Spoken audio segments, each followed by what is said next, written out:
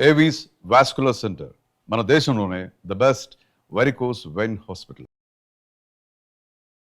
అందరికీ నమస్కారం. నా పేరు మాధురి. మీరు చూస్తుంది సుమన్ టీవీ నెట్వర్క్. ప్రస్తుతం మనతో పాటు ఉన్నారు ప్రముఖ జ్యోతిష్య వాస్తు పండితులు బ్రహ్మశ్రీ నానాజీ పట్నాయక్ గురువు గారు. నమస్కారం గురువు గారు.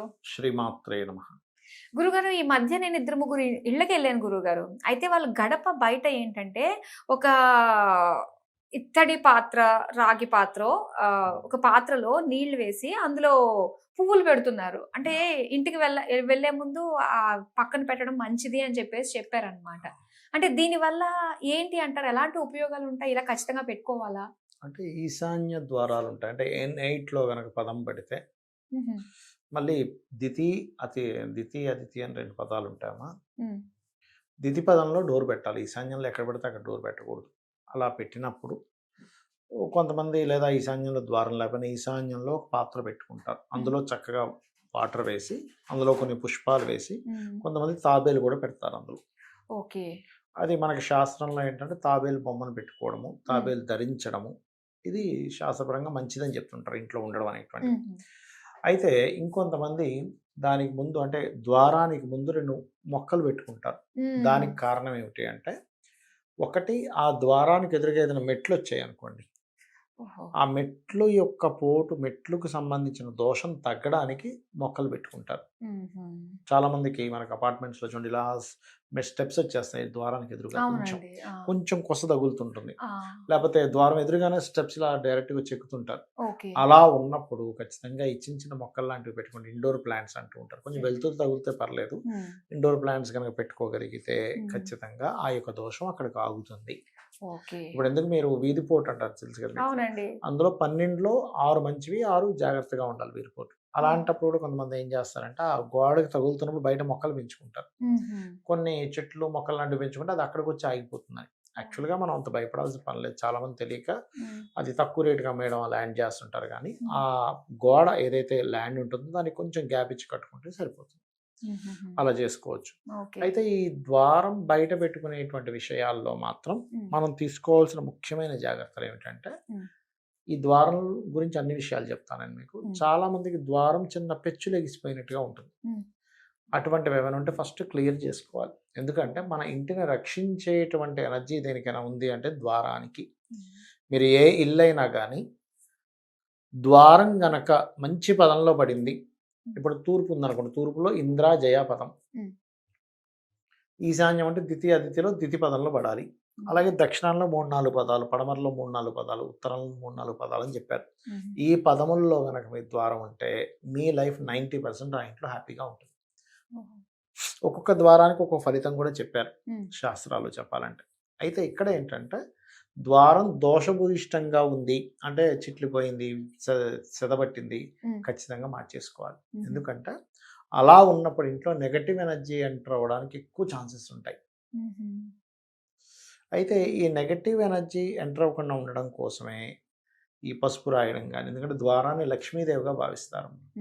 లక్ష్మీదేవిగా భావిస్తున్నప్పుడు లక్ష్మీదేవి ఐడియల్ ఏదైనా మనకి పగిలిపోయింది అనుకోండి, మనం ఏం చేస్తాం, అమ్మో ఇదేంటని మార్చేస్తాం కదా. అలాగే ద్వారంలో ఏమైనా చేదపట్టడం ఇలాంటివి ఉంటే ఖచ్చితంగా దాన్ని తీసేసి ఇంకోటి వేసుకోవడము ఇట్లాంటివి చేయాలి. మరి రెంటిల్కి ఎలాగండి అన్నప్పుడు ఆ ఓనర్కి చెప్పాలి, చేయించగలిగితే ఓకే, లేకపోతే ఇల్లు మారిపోవడం బెస్ట్ నన్ను అడిగితే.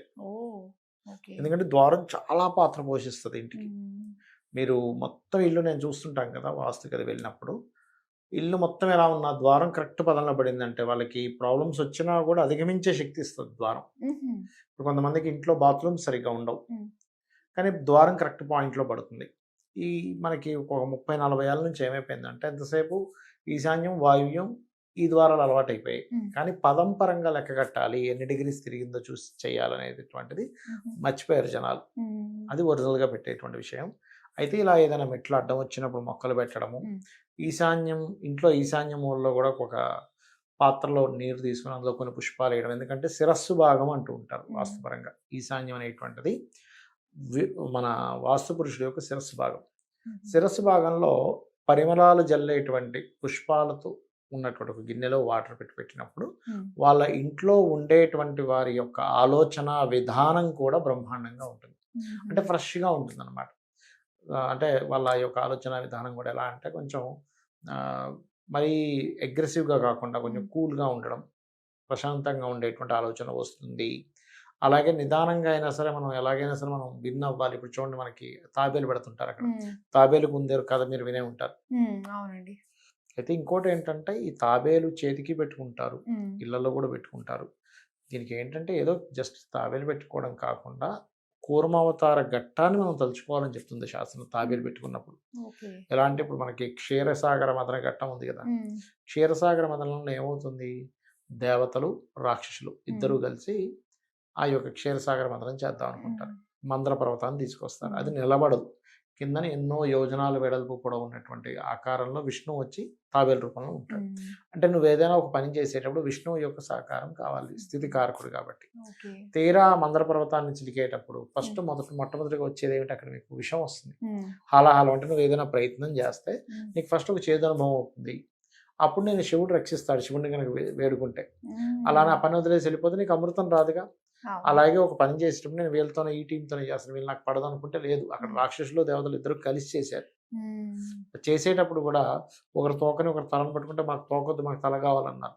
మీకు ఆఫీసులో చూడండి, నాకు ఈ సోటు ఆ సీట్ కావాలి, నేను ఈ పని చేయను ఆ పని చేయండి, ఇలాంటివన్నీ ఉంటూ ఉంటాయి. అందరితో పని చేయాలి. వా సూపర్ అండి, అసలు భలే ఆపాదించుకోవచ్చు నిజంగా. ప్రతి దాన్ని ఈ ఘట్టం తలుచుకుంటే చాలు అసలు. అలాగే మీరు ఏదైనా పని ప్రారంభించినప్పుడు అసలు అమృతం కోసం పని చేసినప్పుడు మిగతా వస్తుంటాయి మనకి. అక్కడే ఆగిపోకుండా ముందుకు వెళ్తూ ఉన్నట్లయితే ఖచ్చితంగా వాళ్ళకి అమృతం వస్తుంది. అందులో ఏమవుతుంది, కల్పవృక్షం వస్తుంది, చంద్రుడు వస్తాడు, కామధేను వస్తుంది, లక్ష్మీదేవి వస్తుంది. ఇవన్నీ వదిలేసి అమృతం కోసం వాళ్ళు ఎప్పుడైతే పాటుపడతారో అది వస్తుంది. నీలో అసురత్వం అలాగే ఉంటే నిన్ను విష్ణువు వదలడు అనడానికి ఆ రాహుకేతువులు, అదే మన అతను ఒక అసురుడు వెళ్ళి అక్కడ కూర్చుంటాడు దేవతల లైన్లో, అమృతం తీసుకుందాంలే అని. అది విష్ణువు కనిపెట్టి చక్రం వదులుతాడు. అంటే నీలో దేవతా గుణం ఉంటే కానీ నీ చేతికి అమృతం రాదు అని చెప్పడం అనమాట. నువ్వు ఎంత కష్టపడ్డా నీకు ఫలితం రావాలి, లాస్ట్లో నువ్వు ఫలితం పొందాలంటే నీలో నెగటివ్ ఎనర్జీస్ పోవాలి. అసురత్వం ఈజ్ నెగటివ్ ఎనర్జీ, దేవతాతత్వం అనేది పాజిటివ్ ఎనర్జీ. అలా అలాగే గురుగారు, ఇప్పుడు చాలా మంది ఏంటంటే ఆ మెయిన్ ద్వారానికి ఇంకో 2-3 కూడా పెడుతూ ఉంటారు. ఒకటి ఐరన్ గ్రిల్ ఒకటి పెడతారు, ఒకటేమో మస్కిటో మెష్ డోర్ పెడతారు. మరి ఇది ఉండొచ్చు అంటారా అసలు శాస్త్రం? ద్వారము అంటే ఏంటంటే రెండు తలుపులు ఉన్న దాని ద్వారం అని కాదు. ద్వా ఇతీరత ద్వార అంటే ఏంటి, గాలిని వెలుతురుని ఆపేదాన్ని ద్వారం అంటారు. ఇప్పుడు కొంతమంది మిర్రర్ మనకి అద్దం లాంటివి ఉంటాయి, అది ద్వారం కిందకి రాదు. మెష్ డోర్ ద్వారం కిందకి రాదు, గ్రిల్ ద్వారం కిందకి రాదు. వెలుతురుని గాలిని ఆపేదే ద్వారం కిందకి వస్తుంది. అలాగే ఆ ద్వారాలు కూడా ఇంట్లో సమసంఖ్యలో ఉండాలి అని చెప్తారు. అంటే 2, 4, 6, 8, 9 ఉండొచ్చు. ఎవరికి ఉండొచ్చు, ఇంట్లో బాగా కొన్ని సాధనా మార్గంలో ఉంటారు, నిత్య దేవతా సాధన, వాళ్ళకి 9 ద్వారాలు ఉండొచ్చు అని చెప్పింది. 10 ఉండకూడదు, 0 రాకూడదు అని చెప్తుంది. 12, 14, 16, 18 ఇలా ఉండొచ్చు. అంటే ఏదైనా ఈవెన్ నెంబర్ ఉండాలి. అంటే డివైడెడ్ బై 2 చేస్తే వచ్చేలా ఉండాలి. అలా ప్రశ్న జవాబు లాగా ఒక ద్వారానికి ఒక కిటికీ కూడా ఉండాలి అంటారు. ఒక ద్వారానికి 2 కిటికీలు ఉండాలని చెప్తారు మెయిన్ ద్వారానికి. అంటే ఏమి లేదు, ఇంట్లో వెలుతురు రావడానికి అమ్మా. అంటే దాని వల్ల దోషం మాకు లేదు ఇలా అనుకోవడానికి కాదు. ఇప్పుడు ఇంట్లో చీకటిగా ఉంది, మరి ఏమవుతుంది, బ్యాక్టీరియా పెరిగిపోతుంది. సింపుల్ గా తెలుసుకోవాలంటే వెలుతురు బాగుంది, ఆ వెలుతురు కూడా మీకు తూర్పు, ఈశాన్యము, ఉత్తరం వైపు ఎక్కువ వెలుతురు ఉండాలి, వాయువ్యం వైపు. నైరుతి వైపు, పడమర వైపు ఎక్కువ వెలుతురు ఉండకూడదు, దక్షిణం వైపు. అందులో ముఖ్యంగా నైరుతి వైపు అసలు ఎక్కువ వెలుతురు ఉండకూడదు.